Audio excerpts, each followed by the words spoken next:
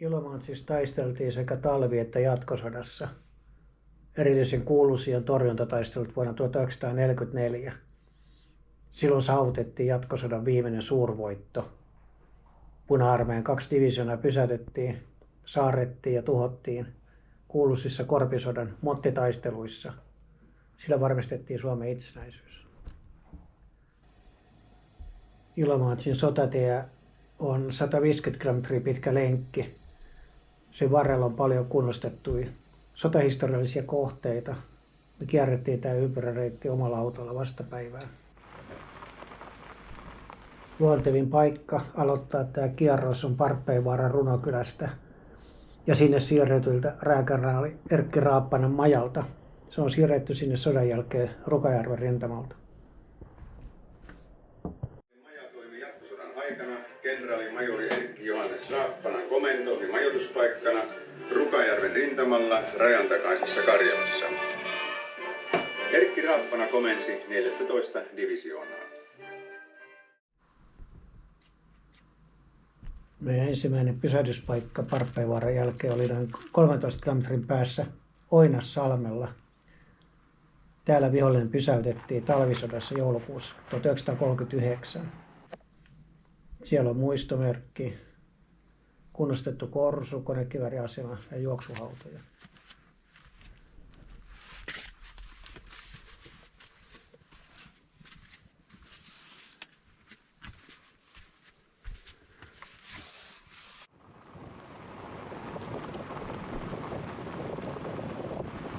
Tässä kohtaa tie ristee myös etelään päin. Ja noin 3 kilometrin maisematien päässä on Petkälijärven kansallispuiston retkeilykeskus. Täällä luonnonkauniilla paikalla on paljon palveluita, majoitusta, kahvila, rantasauna ja leiritalue. Oltiin itsekin siellä yötä. Myös täällä on kunnostettuja taisteluhautoja, sodanajan korsu ja konekivääriasema. Tässä on tuliasema. Seuraava mielenkiintoinen käyntikohde. Oinassalmelta noin 6 kilometriä eteenpäin. Koilliseen päin on Möhkön historiallinen Ruukkikylä. Mutta noin kilometri ennen Möhköä kannattaa poiketa päätieltä Möhkön raitille. Tämä on vanha kylätie ja myös osa aitoa talvi- ja jatkosodan aikaista sotatietä. Puna-armeija miehitti tuon Möhkön kylän talvisodassa 1939 ja marssi tätä kylätietä pitkin syvemmälle Suomeen. Möhkön sillan kupeessa on kenraali Raappanan 21. prikaatin muistomerkki ja opastaulu. Prikaati taisteli tällä alueella jatkosodassa.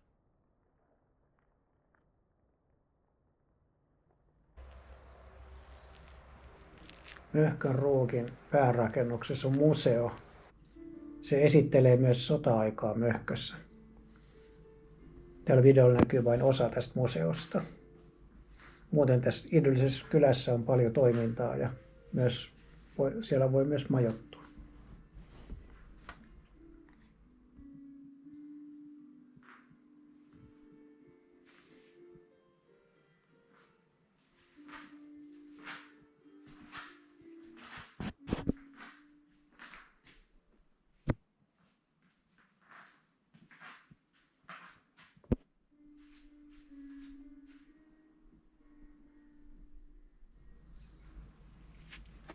Möhköstä eteenpäin tie jatkuu soratienä pohjoiseen päin. Ja noin 6 kilometrin päässä kannattaa poiketa Öykkösen vaaraan. Se on tärkeä vuoden 1944 taistelupaikka. Se on yksi niistä paikoista, jossa Puna-armeijan hyökkäys pysäytettiin jatkosodassa. Siellä on opastuskeskus, paljon valokuvia, karttoja ja paljon kunnostettuja taisteluasemia.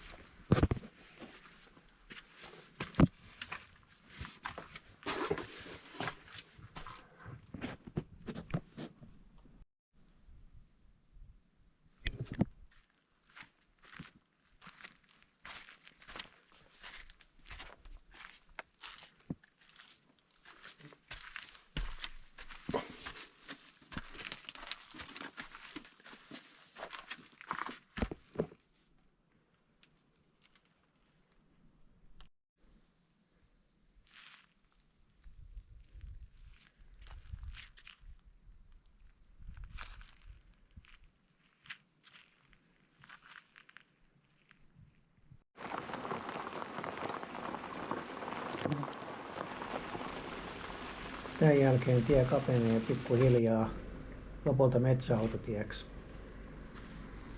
Tie kulkee välillä tosi lähellä rajavyöhykettä. Siinä rajavyöhykkeelle ei kuitenkaan saa mennä ilman lupaa. Se on myös hyvä huomata, että jos liikkuu talvella, näitä teitä ei välttämättä aurata. Ja myös keleitykkukausi voi olla aika haastava.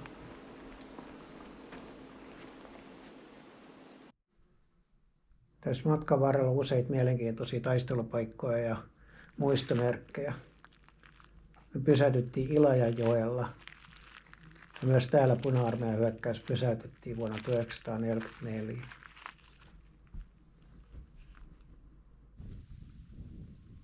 Yksi päävierailukohteista sotatiellä on taistelijan talo Hattuvaran kylässä. Se on rakennettu vuonna 1988.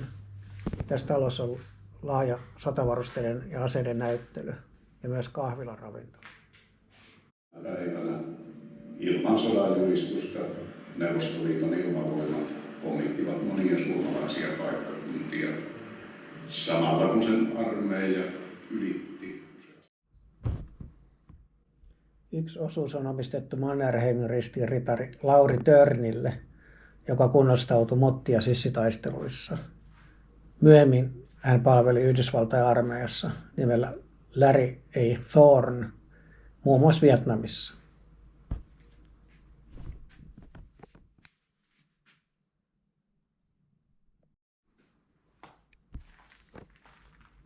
Taistelijan talon ulkoalueella on noin 12 ilmaisen taistelussa mukana ollut tykkiä. Osa näistä on sotasaaliita.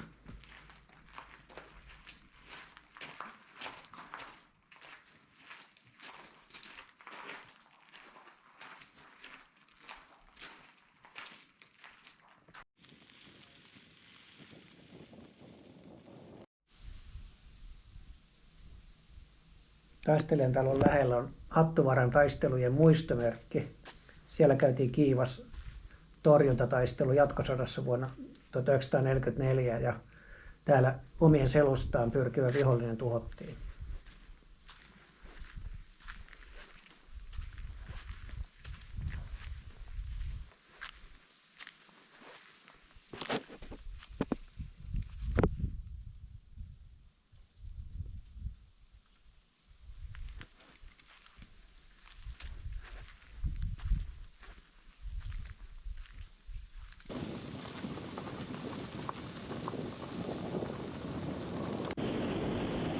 Osana tätä sotatietä on noin 20 kilometrin poikkeama Suomen ja Euroopan unionin itäisimpään pisteeseen, itäpisteeseen. Täällä pääsee poikkeuksellisen lähelle rajaa ilman rajavyöhykelupaa aivan tuonne Venäjän rajan tuntumaan.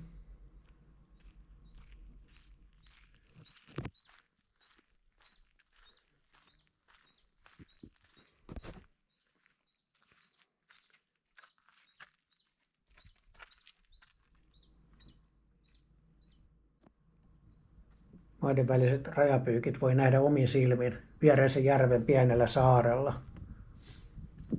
Nähtiin Venäjän puolella myös valvontahelikopteritehtävissä.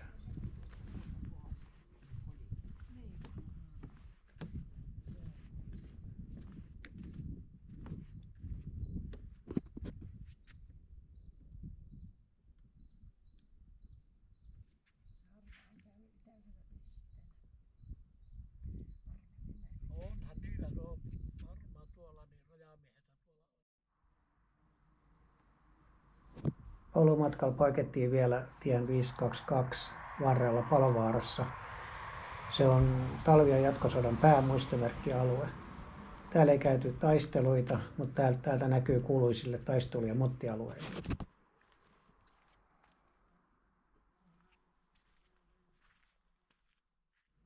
Jatkettiin matkaa vielä Ilomantsin keskustaa kohti ja poikettiin lopuksi Parissavaarassa. Siellä on vielä nähtävissä Puna-armeijan kaivamia maakuoppia. Puna-armeijalla ei nimittäin ollut talvisodassa mukana telttoja tai kamiinoita ja ne joutui kaivamaan maahan kuoppia. Sota on ollut vastapuolellakin aikamoista kärsimystä.